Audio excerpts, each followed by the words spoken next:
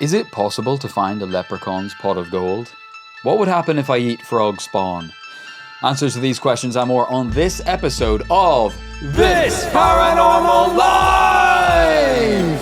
Brum, brum, brum, brum, brum. Welcome to This Paranormal Life, the weekly comedy podcast where every Tuesday, me, Kit Mulvanna, and this guy sitting across from me, Mr. Roy Parks, get to the bottom of a different paranormal tale and decide by the end whether it's really paranormal or not. How are you doing today, Rory? I'm doing good, Kit. You know, coming back into the office after a long weekend, it's good to be back. I had a wedding this weekend, which usually, you know, when you go to a wedding, it takes a few days to recover afterwards.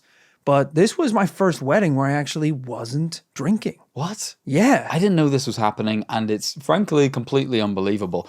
Even more unbelievable than your average This Paranormal Life story that you weren't drinking at it. Right?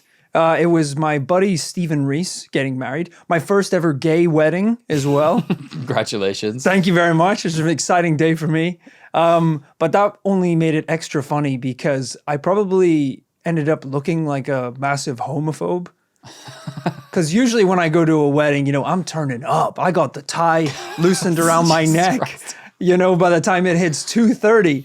And then all of a sudden I go to my first gay wedding and I rock in looking like a Jehovah's Witness. Glasses on, Arms a Bible folded. in my hand. Yeah, for the first time ever. People are like, Rory, I got you a pint of Guinness, aren't you gonna? Not much to celebrate in my eyes.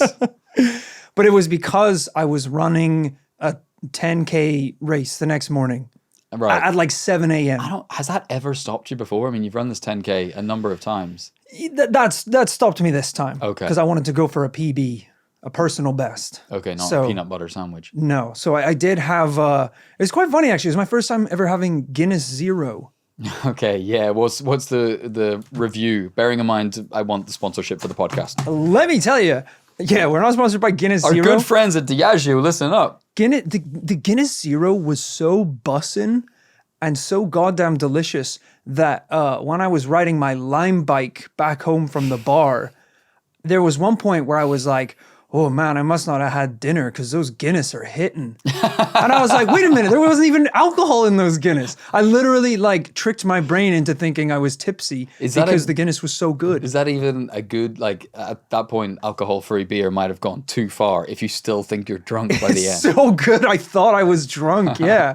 I'd say that's a pretty good review. Yeah, I've not really been drinking this year. I did, yes, at the restaurant last night get tricked into drinking a beer because the restaurateur was just like, 4 -14 lagers for the lads? I think so, and walked away. Yeah. And I was like, no, fine. That guy's dangerous. He's great, but he is dangerous. Yeah. The first time I went to that restaurant, we were like, oh, we're ready to order some food.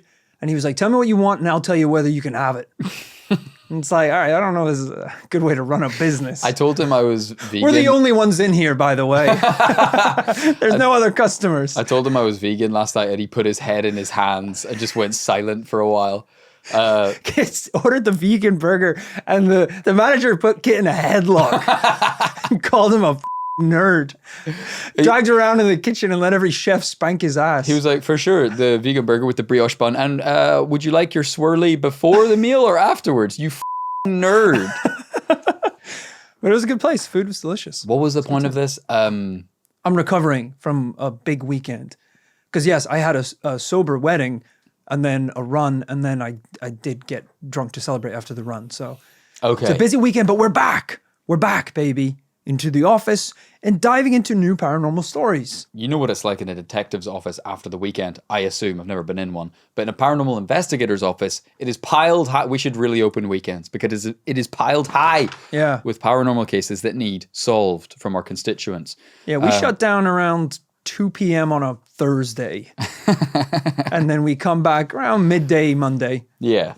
Happy hour Wednesdays does really knock out a lot of Thursday morning. Of course. Too. So the working week is mostly a Monday to Tuesday vibe. And that's not thinking about bank holiday Mondays. Anyway, the problem is people who want us to solve a paranormal case this week might be waiting a while because today, Rory, I'm taking all the way back to 1945. We haven't even got through 1945 through to 2024 yet. Whoa, that's a backlog. Yeah. We are going to dive into a pretty wildly compelling paranormal tale right after a couple of words from today's sponsors. Oh, and before we forget, we're excited to say that we're doing a live show at Edinburgh Fringe Festival this month. Ooh! Yes, we are performing This Paranormal Life live on August 23rd in Edinburgh at the Speakeasy at the Royal Scots Club.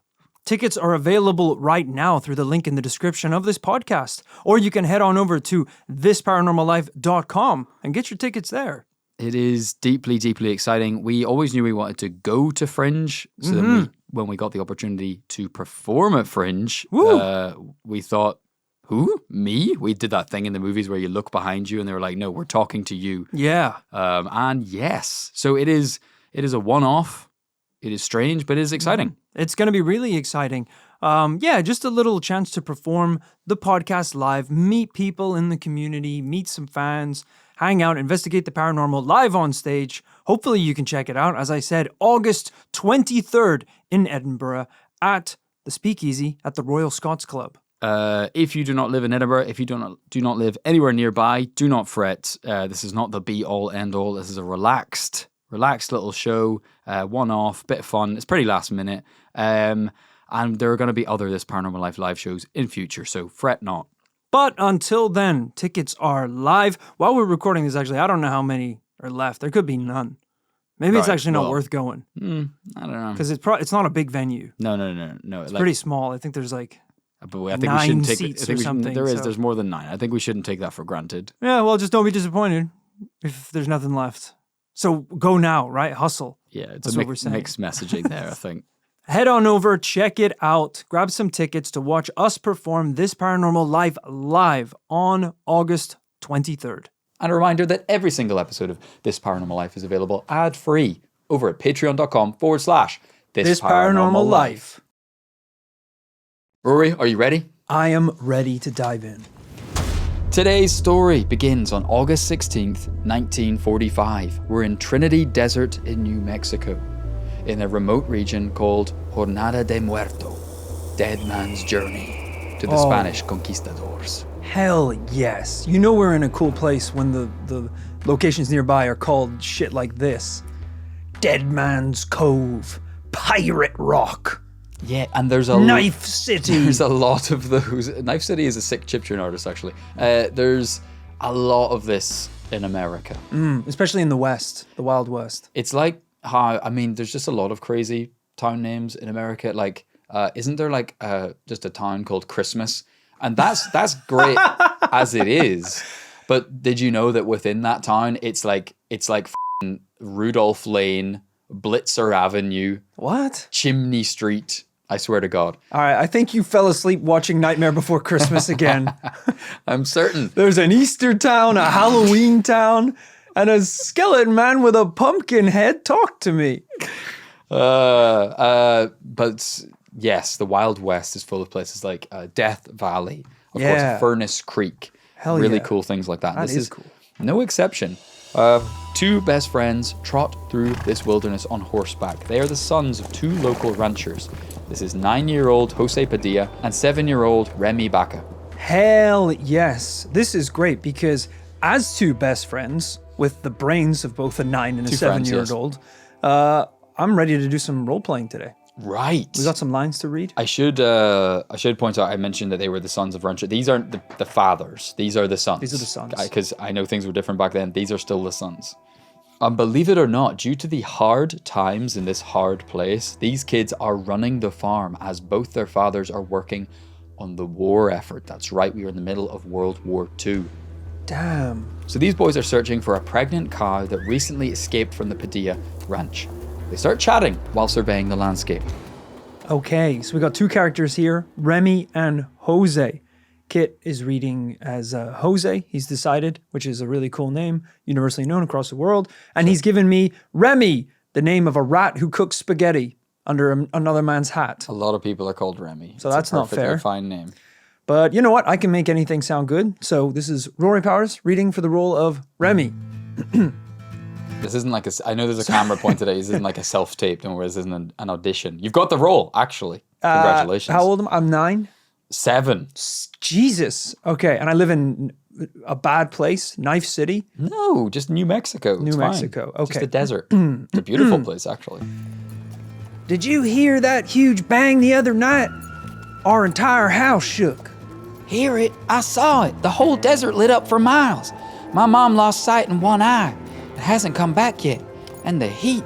The night air was warm for minutes. It was scary, Remy. I haven't seen anything like it in my 9 long years. Yeah, I wonder what's going on. And strange things have been happening since.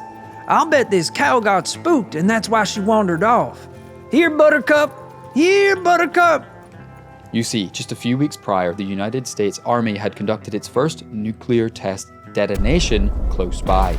And it would be just a matter of weeks after this, they would drop 2 nuclear bombs over Japan and the war would be over. Wow. So if you've seen Oppenheimer, the movie, this is the test blast. This is pretty much exactly where they were happening. Yeah, I watched a terrifying documentary once about the US testing, I think, atomic or nuclear bombs in somewhere called like Bikini Island or something. Yeah, that's where bikini comes from, yeah. Yeah.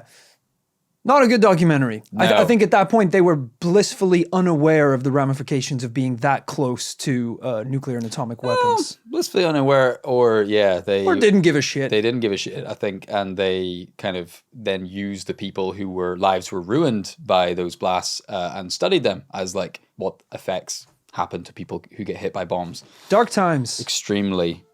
Sadly, those who lived closest to this Trinity desert test site were pretty similar to what you've just described. People around here would suffer health problems for years. People like Jose's mother. That eyesight did not come back. Jose and Remy are just about to turn back when the pair hear a huge bang. Something has hit a radio tower close by and hurtled earthward. Scanning the landscape, they see a plume of smoke rising from one of the nearby canyons, and they make their way to the valley edge for a better look. Damn. Okay, and if they're really in the middle of nowhere, you're not seeing much up there in the sky. Unless an eagle just flew into an electricity line, there shouldn't be a smoking object hurtling towards the earth. Yeah, I mean, there's a photo of the Trinity Desert, Roy. I mean, that's what you're dealing with. I mean, that's just straight up nothing. Blue sky. I mean, this is Wile E. Coyote territory. Yeah. Oh my God. Yeah. If something's there, you're gonna see it. Years later, Remy would describe how they could feel the heat from the crash, quote, through the soles of your feet. And when peering into the canyon, they saw, quote, a gouge in the earth as long as a football field. What? A few nearby shrubs smoldered and the dust from the impact gradually settled. The boys noticed an object at one end of this crater. They judged this object to be 7 to 9 meters long and 4 meters tall and described it as avocado shaped. The craft was grey in colour and appeared to be metallic with an opening on one side. Rory, you and listeners at home are probably just instantly trying to wrap our heads around the fact that there is now a UFO in the picture. Well, you better hurry up, because they noticed movement at the craft and eventually saw 3 creatures scurrying around the crash site. All right, slow down, slow down, slow down. Woo! We just got to the desert. We just established our protagonists, and now there's 3 more on the scene. Aged 3, 5, and 8. Okay, so they've seen an object come down, hit the earth. It's a UFO, essentially. UFO. And not only... But we don't know that. We don't know. I guess it could be... We don't know that. You said it.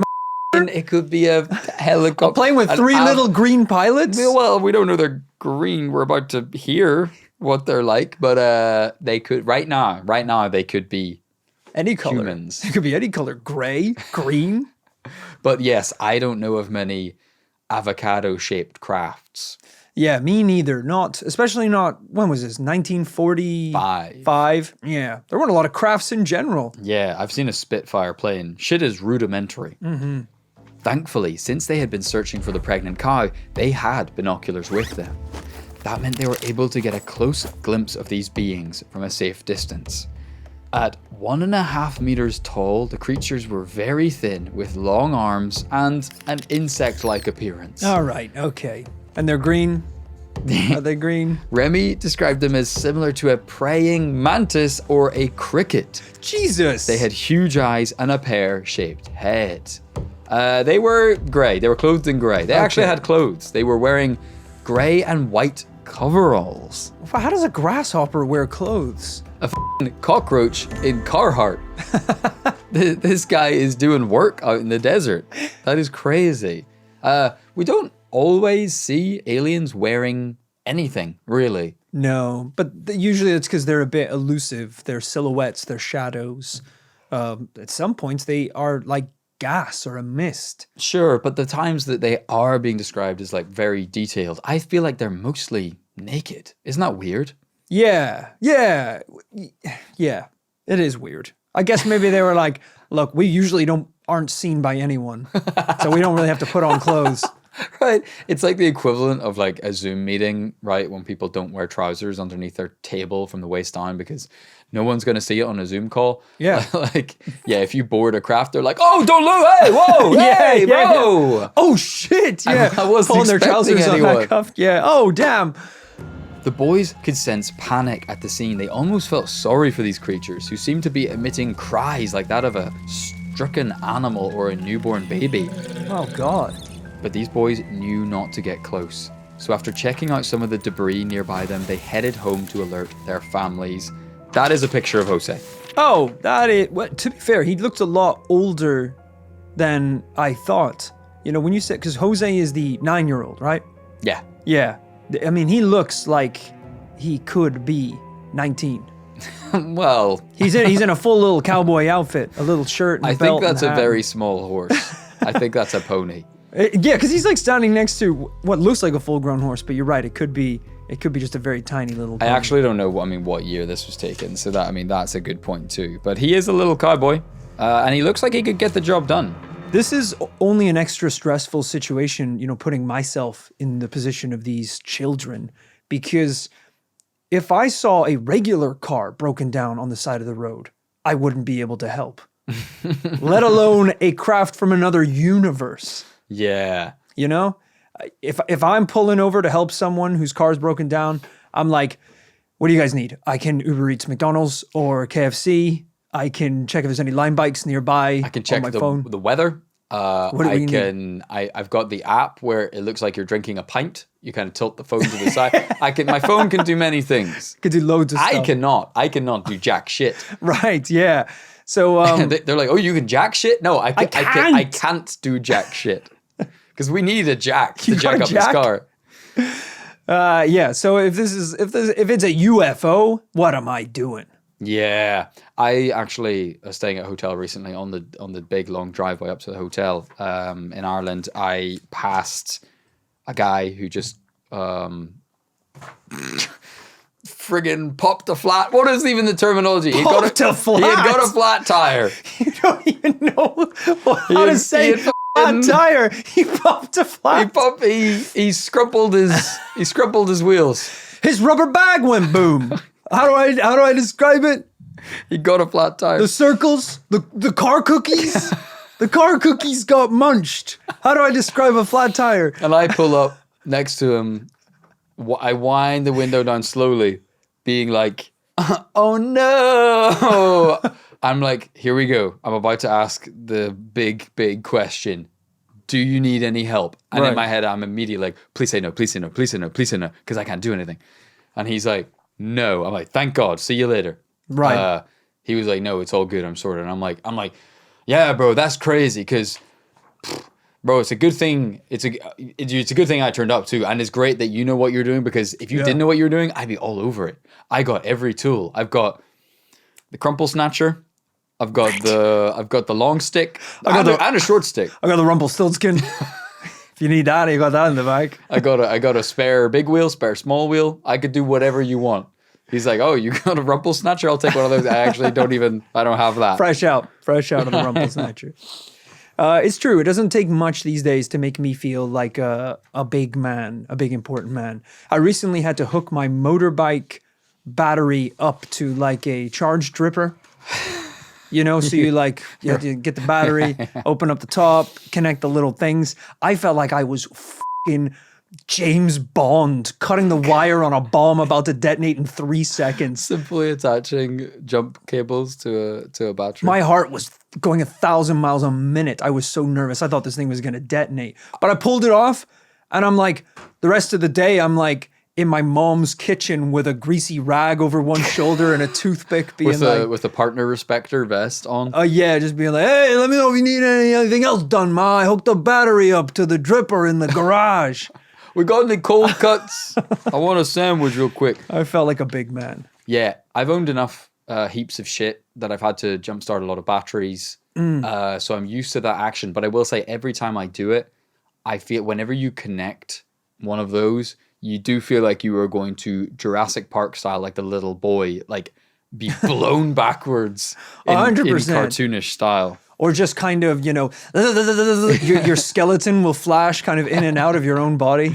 Yeah. Hair kind of spiked up as smoke comes off the top of you. Rory, that was day 1 on the Padillo Ranch. A pretty crazy day. On day 2, the boys had too much work to do on the farm and were not able to go back to the crash site. But day 3, the boys found a gap in their work to return to the canyon. This time, they had backup. They were accompanied by Jose's father, Faustino, and Eddie Apodaca, a state police officer and family friend. I love that his dad was not available on the first day because he was fighting in the war. And now that these things are here, they're like, war's over. New enemy, guys. I actually wondered this while researching it. So I believe the wording I used, which I made sure of, is they were employed in the war effort. Oh, so I see. I feel like a lot of people were either on a base, right, or manufacturing, or whatever. Yeah, or like in the reserves or something. Exactly. That sounds like a real word. They arrived to find a much quieter site than before. The craft was still there, but the creatures appeared to be gone. Now able to get much closer, the adults entered the craft, demanding that the boys stay outside. What? 5 to 10 minutes later, Faustino and Eddie exited the craft, visibly shaken. They were disturbed, but didn't speak about what they had seen inside. All they said was, "Don't tell anyone about this. Not your brother, not your cousin, not your mother. That's our business. And the reason for this is that you can get in trouble." How big is this thing that they went inside of it? I think I said it was 4 meters tall, which is pretty damn tall, about twice the height of a normal little room. Yeah. And what did I say? Like 5 meters long, something like that. You said the shape of an avocado. Shape of an avocado. So I guess if it's 4 long, or 4 high, it's going to be more long. Exactly. That's that kind of expert knowledge we bring to the table. Just knowing what an avocado is. Right. That goes a long way. That's just about where my knowledge stops. Because a boomer paranormal investigator, they're like, what's an avocado? A millennial paranormal investigator, they're like, I eat avocados every day. Yeah, I mean, a boomer might actually give the actual specifications and understand it. They'll say it was 4 meters by 10, and they're like, okay, I get it. I know. I hate when my dad says, he's like, yeah, it was about 150 square foot. I'm like, great. And me, a square man, will know what that means. I'm not a cube, father. Why would I know what square feet are? Yeah, I have no idea. I'm not Minecraft Steve. I don't have pixel legs, a cubed foot. But of course, Rory, we're not just millennials. We were children once, too. And we know that telling a child, don't do something, is like telling an adult, I'll give you £1 million to do that thing. Yeah, we're going to do it. And so, after dark, and after 16 to 19 hours of farm work, the boys snuck off and returned to the scene. But by this stage, things had developed further. And on their third visit to the site, they saw a small number of US Army personnel surveying and collecting debris from the site. What? Needless to say, the boys couldn't get closer to the craft that night. But by the following day, the presence of the authorities was only more apparent again. The family at the Padilla Ranch actually received a knock at the door. It was Sergeant R. Avila of the United States Army. Hello, son.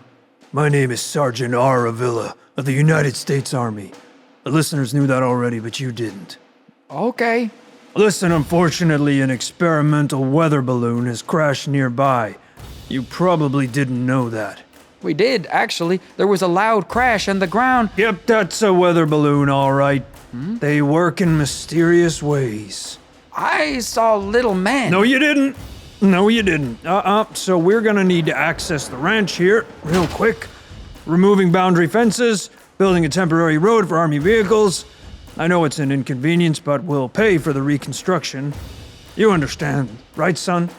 The description of a balloon didn't seem to click with what the family had seen over the preceding days. Well, it's what it was. All right, Well, that's what it was, Sergeant son. Avila is still here in the podcast studio, Yes. apparently. I have broken through. I'm the ghost of Avila. 70 years later. They keep me alive with a machine taped to my back. I'd really rather die, to be quite honest. But I can't reach the machine, so I can't turn it off. I got too close to the balloon, and I was granted immortality. Now I can never die. Yet I age. I do age, my child. The craft was clearly metallic. Faustina Padilla and Eddie Apodaca had climbed inside after all. Why would the removal of a deflated weather balloon require a temporary road? And what about the creatures the boys had seen? But the look in the sergeant's eye said, "Don't even go there." They decided not to question the sergeant and granted the army access to the land. Sergeant Avila added that, It's important no one knows about this matter and no one approaches the scene. But just to be clear, it is a balloon. Just a balloon. Just a balloon. For sure. Probably drifted through the desert from sort of children's birthday party or some sort of festival. And you need an 18-wheeler and a road built to get those balloons out of the desert. The balloon was shaped like Spider-Man. We thought it was a real creature from another planet and we sniped him in the head. Yeah, this must be a Macy's Day Parade style Spider-Man balloon, a 25-meter Goliath balloon. It was Garfield. A 30-foot Garfield Macy's Day balloon got loose and found its way into the New Mexico desert. And the U.S. military had to intercept the cat. Our intel says the craft loves lasagna and hates Mondays. But Rory, if you thought that some corn-fed 8-foot motherfucker from the middle of I don't know where in a uniform was going to stop these two hard as nails little boys from getting another look at that craft, you're dead wrong. They went back out. We're going to hear exactly what Jose and Remy did next after a couple of words from today's sponsors. Over the course of the next week or so, Army engineers worked tirelessly preparing for the removal of the balloon. But unbeknownst to them, Jose and Remy hid nearby, observing the comings and goings of the site. A road and gates were installed, and an 18-wheeler truck arrived on site. With the use of a crane, the Avocado craft was carefully loaded onto a specially designed frame on the truck's trailer. So they're watching this thing get loaded onto a truck? Presumably to stop it turning into guacamole. Yes, they are seeing this happen in real time. That's insane.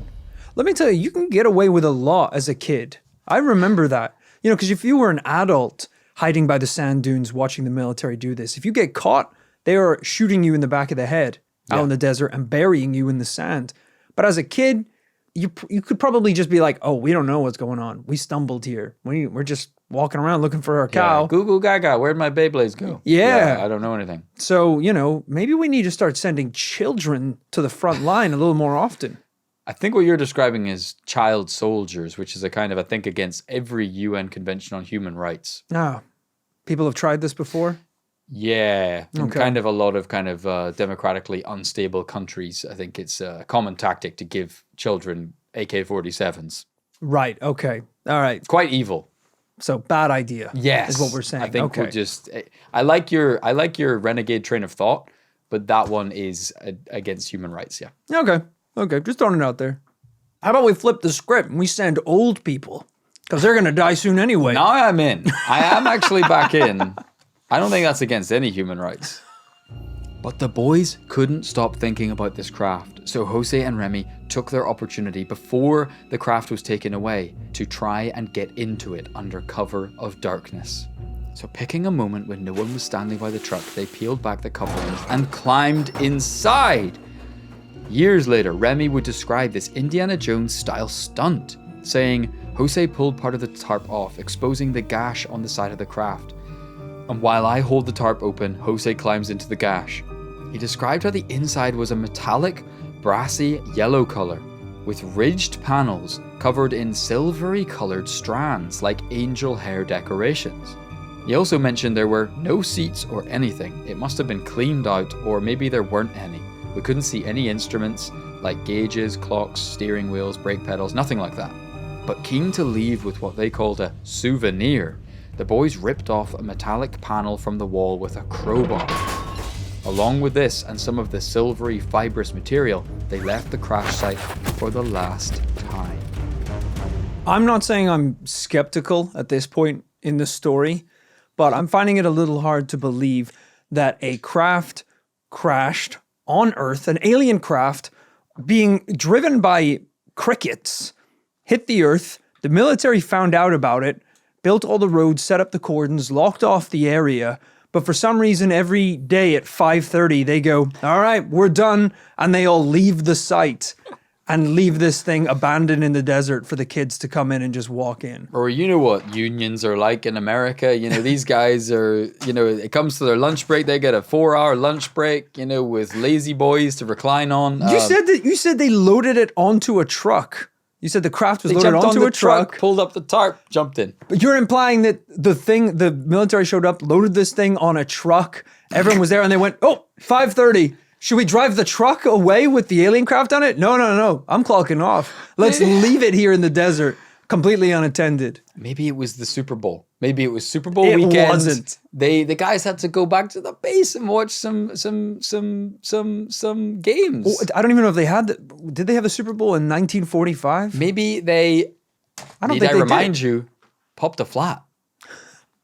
Maybe they popped 18 flats. They had 18 wheels. That's a lot of flats. It's just a little suspicious right now. It's a fair accusation. It's a little unusual to me. I think if this is true, I think this is something that the military will have completely changed in modern cover-ups. I think they would be really quick about it in this day and age. Yeah. But back then, maybe there's a little bit more naivety about it. Maybe there was a less of a sense of we need to get this thing out of here. Yeah. I personally think the description of the outside of the craft is pretty interesting, pretty similar enough, but different enough to other cases that it seems compelling. Sure. But the inside is particularly interesting. Does that sound like other cases we've heard of? Metallic, brassy yellow, ridged panels. I know sometimes we have crafts where it's described there's no seams at all. It's like an Apple store, just a continuous sheet of metal. Yeah. But crucially here, no seats, no instruments, gauges, clock, steering wheel, just a completely empty room. Yeah, I mean, quite similar. Usually the cases that involve getting into the interior of a UFO, we've established that they are false, not true. Sure. So maybe similarities isn't what you want to be going for today. I think possibly. That's a fair statement. I think probably more than not, they turn out to be false. That's arguably true of all UFO encounters. But strange metal, weird patterns on panels, yeah, that's consistent with even believable cases for sure. Yeah, we have had occasional believable cases, people who have attested to being abducted. There always seems to be this kind of forgive me Americans for a UK reference, but a Doctor Who's TARDIS style thing going on, where almost the craft itself, there's more to it than it seems. You go inside and what people see on the inside doesn't really match up with what we think there should be. You look and it's kind of there's kind of nothing here. Yeah. How did they pilot this thing at all? Right. It's a grower, not a shower. It looks like nothing. And then when you get inside, there's more to it. Because, the reality is, if this was piloted by something from another universe, it's not going to be that it's man, you should see the steering wheel that this thing has. It's shaped like a square. Yeah. It's there isn't a steering wheel.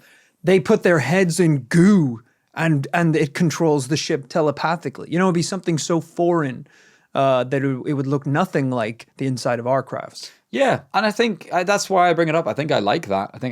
I mean, it seems extremely mysterious that there would be nothing at all inside. They don't have any flats to pop. There's nothing. Well, apparently they took Sergeant Aravilla's warning a few days earlier because the boys kept their experiences within the family for years. The whole thing only became more secretive over time as the Second World War gave way to the Cold War. Back then, if you so much as told your Chinese pen pal what you had for breakfast, you'd get locked in a maximum security prison for life for being a communist. But they still had their salvaged material from the craft. The boys drifted apart, but many, many years later, in 2003, they met up by chance, and this time told their childhood friend, Ben Moffat. Crucially, Ben was a local journalist for the Socorro newspaper, and he decided to break this story 60 years later. Wow. So no one really knew about this until only 20 years ago. Okay. Now, I'm going to ask the question that everyone listening wants to know. Oh, no one. I don't think they're asking any questions. I think it's just you, bud. If they are breaking this story, even after all this time, do they still have the metal that they recovered from the craft? That's what we want to know today. Yes. Whoa! Okay. Show me the evidence. Do I have a picture of it? No.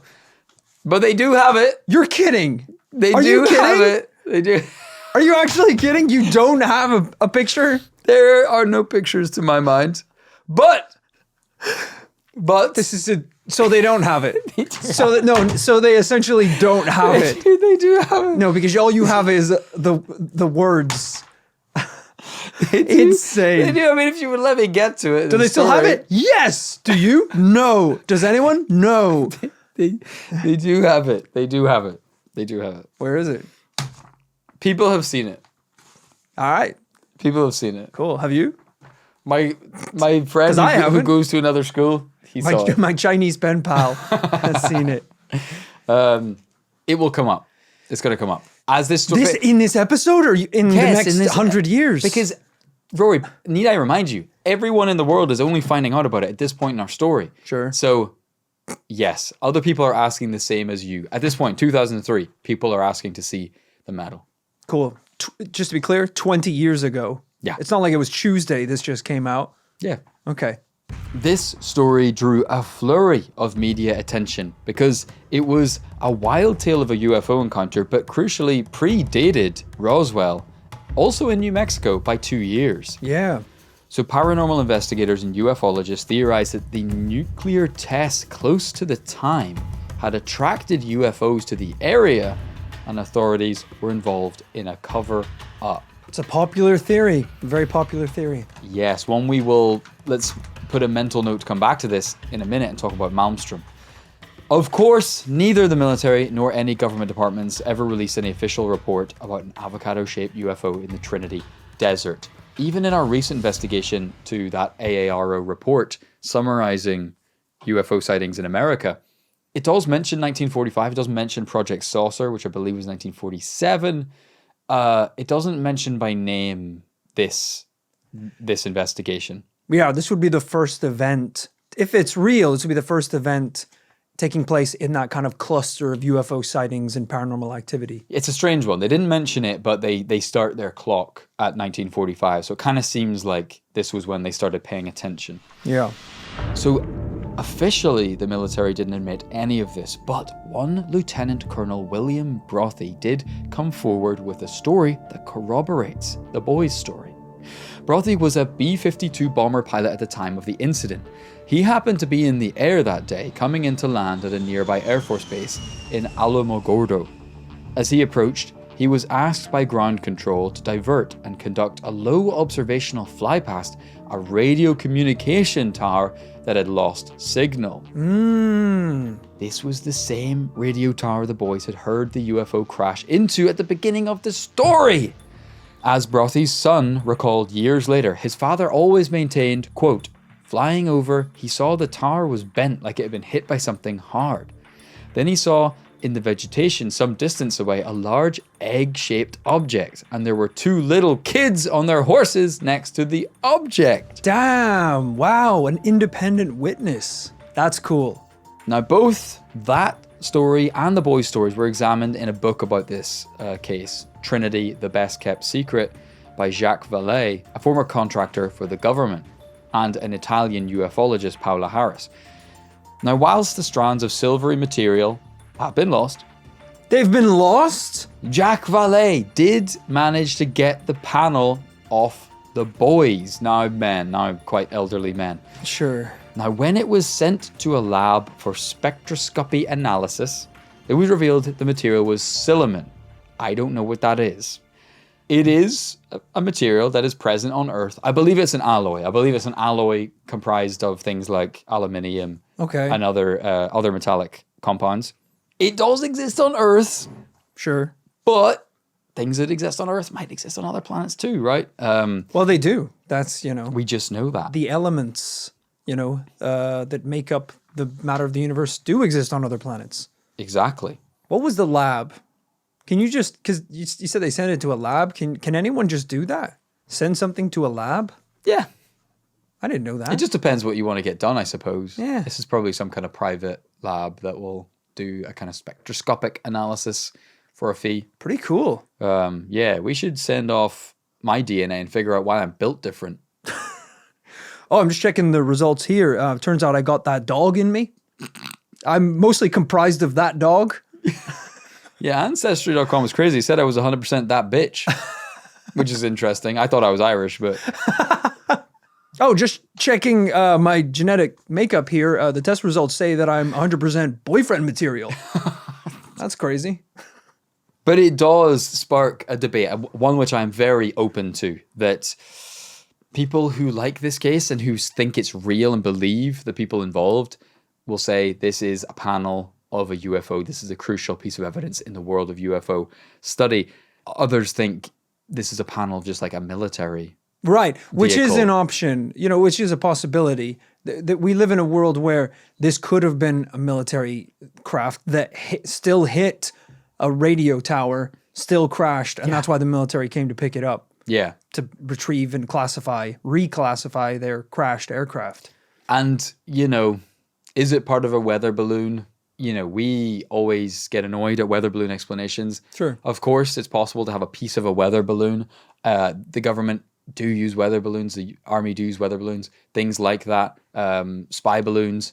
They will be recovering those from time to time. Sure. That's fine. That might be true. It just means the boys were lying about everything else that happened, including the little man. Yeah. I mean, look, I know these children were very mature for their age, but they are children. I mean, I was probably making up even wilder stuff when I was 7 years old.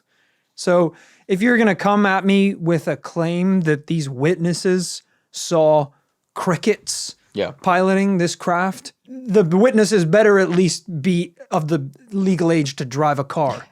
I've talked a lot on the show about how me and Rory went to primary school with a lad who swore down he was a Beetleborg. Yeah, promised us he was a Beetleborg. For quite a while. He was at least 11. Years more mature than these boys, and he's like tears in his eyes, like, Rory, I can transform. He didn't, by the way. He never did. Yeah. He's like, I can't now because I haven't had my juice box for lunch and I need the energy. Now, I have a tiny bit more to the story, but at this point, at its kind of logical end point, which is the point where the men finally went public with the story, shared their evidence for analysis, which is pretty cool in itself. And some have dubbed this the Roswell before Roswell. Where's your kind of head at about how this compares to other stories? Does it feel like it fits in with any others? Maybe Roswell, given it was such a close proximity? Yeah, I mean, in terms of location and the event itself, a lot of parallels here. I mean, these children are making some even wilder claims than I think were made at Roswell because, Roswell, it's pretty well documented that something happened there. There was an event. But when at least at Roswell, when you get to the point where we're talking about recovered alien bodies and stuff, things start to get a little bit stranger. The witnesses get a little sketchier. The events become a little more unbelievable. Whereas these creatures are at the heart of this story. They're like a craft came down, crashed into the earth, and beetles came out. Yeah. Not great that our witnesses are 9 and 7. That's not filling me with a ton of enthusiasm, but I like the story so far. Want to know what happened to the metal. Really want to know what happened to the metal because that seems pretty crucial to the entire event. Crucial is the word today, Rory, because I think that's where we're at right now in today's episode. Is like an interesting impasse. It's like we have a pretty amazing story, but as soon as we start trying to decide whether it's real or not, we start to hone in on things. Okay, well, show us the metal. Yeah. Do experts in the field think that this is likely to be off-Earth, extraterrestrial? Okay, we don't like our witnesses. What about the other witnesses? Surely there was people, okay, you had the colonel in the sky who saw the boys. That's something. That's pretty good. But what about the boy's father and the other police officer on the scene? Surely they attested to someone about this over the years. There were other witnesses involved. But there is a strain of thought when you start diving into this, that this entire thing could be a hoax. The skeptic writer, Brian Dunning, has written that the, quote, Baca and Padilla story has always been well known as a hoax. A literal hoax made up by people who knew they were making it up. Not a distorted memory or an honestly misinterpreted experience, but a straight up hoax. He bases this claim on details first recorded by independent journalist Douglas Dean Johnson, saying there are huge problems with the story, such as Eddie Apodaca, supposedly the state trooper who picked through the wreckage with the family. He was in Europe fighting in World War II at the time. Well, there you go. And he didn't even become a state trooper until 1951, years after this all took place. There's also evidence to say that Remy Baca pitched multiple different versions of this story to several UFO authors until finally getting one published. The constantly changing story elements, the total lack of evidence or corroborating sources, and both Baca and Padilla's histories of lying about themselves leave little reason for me to take anything about the Trinity UFO seriously. He continues, these men hoped to profit from the story. One of the authors of the book about the story, Paula Harris, said that when they wanted to see the panel of the craft, Remy Baca wanted $250,000. Jesus! And he wanted another $250,000 for the story. Okay, yeah. I wish I'd known a lot of this up front. That definitely... So he has the medal? Gives... Allegedly? They do have the medal, yeah. But he wants $250,000 just for someone else to see it? I will say, I would want $250,000 for a panel of a spacecraft if I had that. To give it to them, yeah, but not to just show it. To loan it. Yeah, that would be fine. I will say it brings a new twist to because I think the story went that they they just kind of told their friend the story and he was like, I'll write about that in the local paper. Yeah. It starts to make more sense of why they broke their silence all these years later. They were staring retirement dead in the eye, and they were like, oh shit, we need some cash, brother. Remember that crazy thing that happened in the desert, or didn't? Yeah. At age 59, they just found out what a pension was. And they were like, oh, Christ. We were supposed to be saving? Yeah. Oh, God. All right. Hey, They why picked don't up a piece of scrap metal, a car boot sale, and they're like, this is our retirement, brother. It's all my up pension. Here. Yeah, that is not what we want to hear. That is one of the biggest red flags we ever see in paranormal stories is a witness or someone who's been involved in the case trying to make money off of it. You know, I'll be quite honest as we come to conclusions. I actually don't know exactly what I think. It feels like there are people smarter than me who believe there's something to this story, that there might be a nugget of this that is true. Some of the story points to that, like whether it is the pilot who also saw something crashed. And certainly the time and the location line up with things like Roswell. And I know that Jacques Vallée, who was one of the people who wrote the book, the people who wrote the book and said that, yes, Remy was pretty greedy. He wanted a lot of money for the panel. And Jacques is a very, very respected UFO researcher with a legit military background. So, as I say, a guy smarter than me who believes there's something to this story. But, you know, you also got to run with your instinct of you hear all sides. And unfortunately, the critical side of this, the skeptic side, sounds pretty bloody convincing too. Yeah, kind of overwhelming in this case today. I think we're ready for conclusions. I think we're ready. Rory's loading the gun, putting his sick puppy out of commission. Unless we're about to see a piece of scrap metal on today's episode. I wish. I think we're ready. Rory, I think we're ready, case of the Trinity UFO case of New Mexico in 19 45. What are you saying today? I actually really love this story. I think it's really fun. I love that it kind of piggybacks off that vibe that Roswell gives off, around the time that we were testing atomic nuclear weapons, in the desert of New Mexico, where it's very hard to hide things, where it's a rancher, someone out there who stumbles across this craft. It's very cool, very romantic. We've seen it a lot before. Unfortunately, our witnesses are children. Lying children who coincidentally never Naughty told little anyone boys. until 60 years later when they tried to sell scrap metal for $250,000. That is bad. That seems like if this had really happened to you and you knew this secret, you'd find a way to get it out there. I really think they wouldn't be charging people an extortionate amount of money just to look at the thing. Yeah. So I am skeptical today. And because of just the lack of evidence, I think unfortunately today it's going to be a no from me.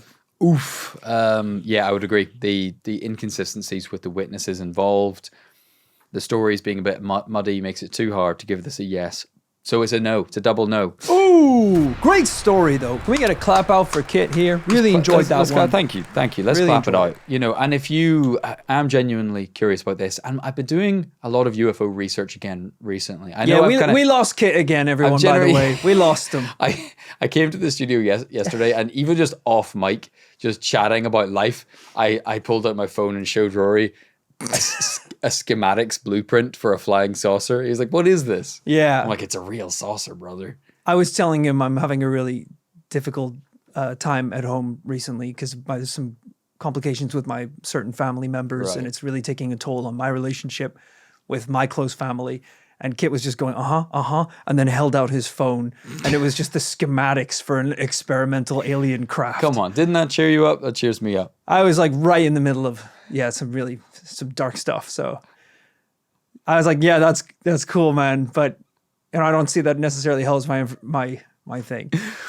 It's that I love that meme people share of someone texting their dad like, "Hey dad, can we talk? I really need some help right now." And he texts back, "No, I'm lowballing this guy on Craigslist for a Toyota." It's like emotionally unavailable dad. So yes, fair warning, the next 6 episodes hosted by Kit may all be UFOs. No. Which is usually a Rory thing. It is usually a Rory thing. Now I'm going to have to swap to ghosts and cryptids and shit and curses and things. I think it was just after doing my AARO report, which I think people enjoyed. Thank you if you left a lovely comment or Another enjoyed great that episode. I hope you did enjoy that. It's just since then I've been reading a lot of cool stuff. So if you do have any insight to this one, any insight of cases I simply need to know about while I'm in my UFO era, please let us know at this Paranormal Life podcast at gmail.com. Yes. Doesn't even need to have evidence, apparently. Just any old story. Throw it over to Kit and he will present it ad hoc. The evidence exists. Hey, they saw the panel. I haven't seen the panel. I did Google image search the panel, but I haven't seen it.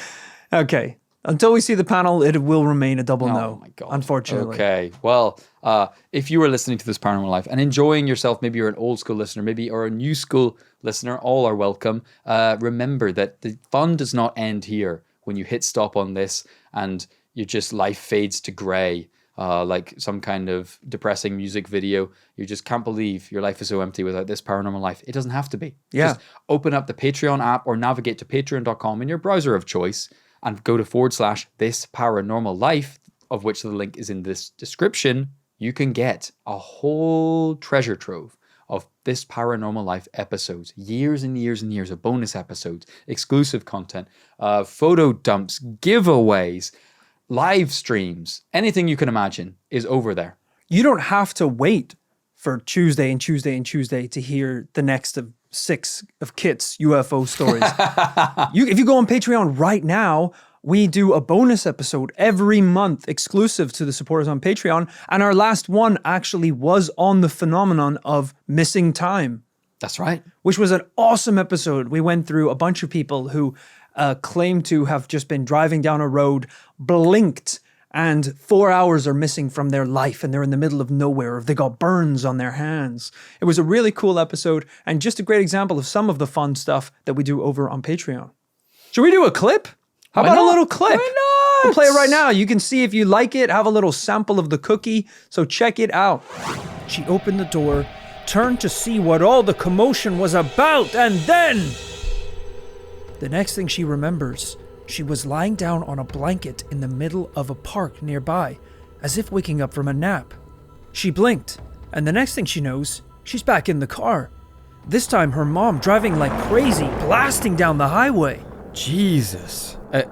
If this happens to me, I'm going to need Morpheus to at least be in my field of vision in at least one of these settings. If I'm going to be blinking and then I'm in a completely different place, I'm going to need him to be standing there saying, "So now you see the reality is an illusion, Christina." Do you know how many times in my life I've ignored Morpheus turning up? There's so many times in my life weird shit happens and I see him kind of standing there waiting for me to realize what's going on, and I just kind of put my hand up, pretend like I don't see him. I'm like, "Don't you dare unplug me, Morpheus. I am staying in this fake little world, and I'm going to eat my fake little food and have a fun little time." And he's like, "But the world isn't real. We eat goo." It's like, "No, I don't want to eat goo.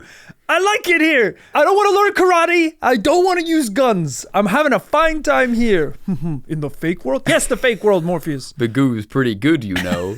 No, it can't be. It can't be, otherwise you wouldn't be calling it goo. And he low-key shows up in like kind of rude times too. Like he'll kind of like let you do your own thing. And whenever you're going through a bad time, he never shows up to remind you like, "Hey, you don't need to feel too bad about this because none of it's real." But on my wedding day, I'm like, as my wife Danielle is walking down the aisle, Morpheus is just standing at the front door to the church, just like, "You know us." I'll go, "Shut the f***, Morpheus. I'm just saying none of it's real. I'm just saying the feeling of love is actually a program we downloaded. We invented that 20 years ago. It's a computer program. It was created by the robots. There is no love on the Nebuchadnezzar." It's like, then I don't want to go to the Nebuchadnezzar, Morpheus. The priest at the ceremony is like, "And if anyone has a reason why these two should not be wed, speak now or forever hold your peace." Morpheus stands up. "Sit down. Sit down, you son of a bitch." At the birth of my child, Cora, I was like, "What a beautiful baby. This is the most beautiful moment of my entire life. I think we'll call her Cora." And Morpheus pops out, Cora.exe or .app, because she's a program. You know that, right? Your daughter is a program. Yeah, the nurses take the baby away to be checked by the doctor, make sure all the vitals are fine. And then after about 30 minutes, you're like, "Hey, doctor, so just want to double check everything's okay." And the doctor turns around, "Morpheus has your baby." She's like, "I might as well be holding a line of code." You're like, "All right, give me the baby, Morpheus, because you're kind of freaking me out here." Right. I like the line of code, though. It's very precious to me. It took 9 months to get here. We have fun over on Patreon. As we do here. If you support us on Patreon already, thank you so much for your support and for listening to this message. Rory, I think we need to round out this episode with a couple of shout outs for our Patreon supporters. Let's do it. Okay, so a special thank you to Bubba Jones. Bubba Jones, little known sibling of Indiana Jones. Oh, cool. Yes. Wow. So Indiana Jones would go out and, protect and retrieve ancient artifacts and get them to museums. And then Bubba Jones, kind of as a joke, would then steal the artifacts and bury them again. Really? Yeah. So would he take them back to Egypt? Not even to the place of origin. That would actually be kind of noble. But Bubba would just go to a park in Seattle and bury an ancient goblet. And it's like, all right, well, no one's going to find it there because there's not even clues. Yeah, and Indiana's like, "Bubba, where'd you put the skull?" Yeah. And he's like, "I'll never tell." "I'll never tell." And like, all right, God. Oh, Jesus Christ. Yeah. Wow. That's a really meddlesome brother. Yeah. Sneaky stuff, but good to have you on board, Bubba. Don't bury our stuff. Thanks also to Jacinta. Jacinta, I just sent you a little email. And it's actually, we're going a little digital on tax day here at the commune. So it's now kind of like, instead of sending men round to all the houses to collect the taxes, we're doing a very 21st century style tipping system. So you're going to go ahead and open up your email, and on your little screen, you're going to see a question here, and it's going to be 99, 9.5, or 100%. And you just hit whichever level of tax you would like.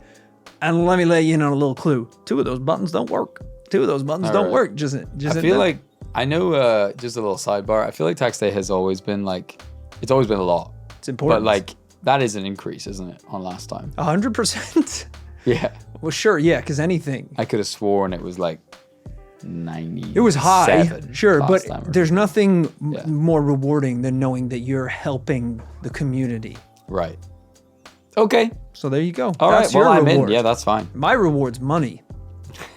So thank you, Jacinta. And thanks lastly today to Grady Combs Ponder. Grady Combs Ponder wants you to come on down to Grady's Combs. Ooh. All kinds of combs available. We've got hair combs. It's the only kind of honeycombs. Oh, shit. Okay. And, a special gift for your special someone, a hair comb made out of honey. I don't think that's a special gift. Honey's good for hair.